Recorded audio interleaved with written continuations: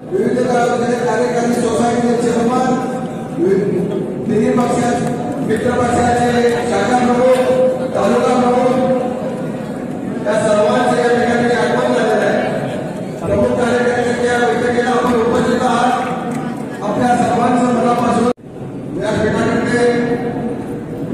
विधान परिषद सदस्य माननीय प्रशांत मालक यांचा आगमन होत आहे।